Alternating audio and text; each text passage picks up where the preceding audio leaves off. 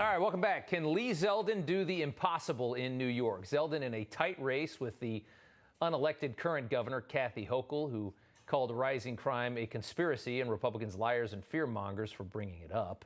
Despite the stats showing violent crime in New York City is up nearly 30% from last year. All things they're good at ignoring. But look at those numbers on the screen there. And thanks to the state's bail reform, last night a homeless man with 25 prior arrests, as we told you about in the first block of the show, arrested again, accused of strangling, robbing, and raping a woman who was jogging in the West Village.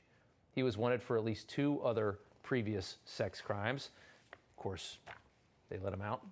Hochul conveniently left that out during her rally last night with Hillary Clinton and Kamala Harris, skipping over crime and talking about abortion. Congressman Lee Zeldin joins us now here in the studio. And, sir, it's good to have you on. It's good to be with you. You want to repeal bail reform, which is not just in New York. This is a problem in states all over this country.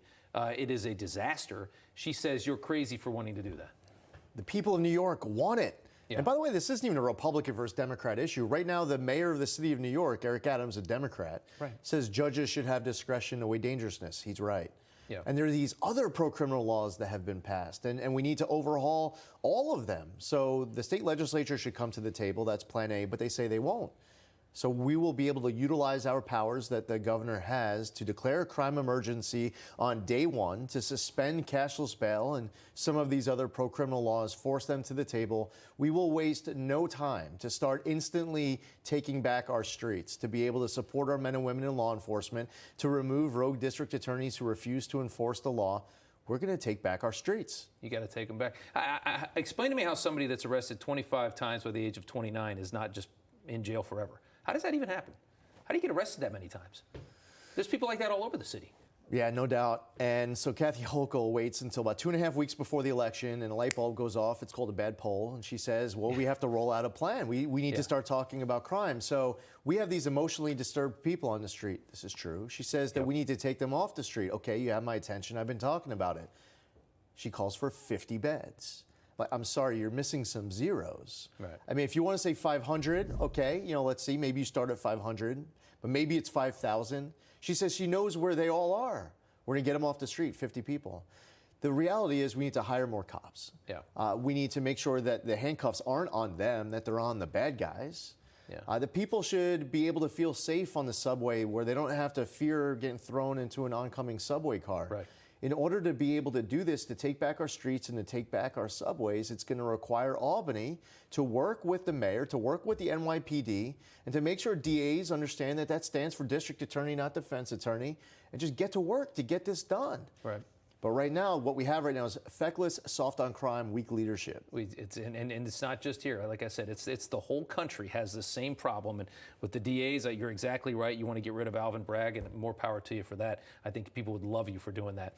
You had thousands of people attend your rally last night, just south of Albany on the Hudson. You had Elise Stefanik there. DeSantis came recently. You have Democrats backing you. A city councilman named Robert Holden from Queens says his district supports you with 70%. He's a Democrat. His district has 70% behind you. You've got the Latino supermarket owners, all the shoplifting, they're behind you. You have crossover support, and we know that. I want to ask about New York City. The last time I talked to you, you gave me a number that you need to hit in New York City to win this election because it's obviously the big population center. Are you still holding that number? Oh, yeah. If we get less than 30%, we can't win. Yeah, in New York City. In New York City. Yeah. But if you hit 35% or more, now it starts to become difficult to lose. And since the last time we spoke, poll after poll after poll has shown us in the 30s. Quinnipiac had us in at 37%. Wherever we are in the 30s, that's good.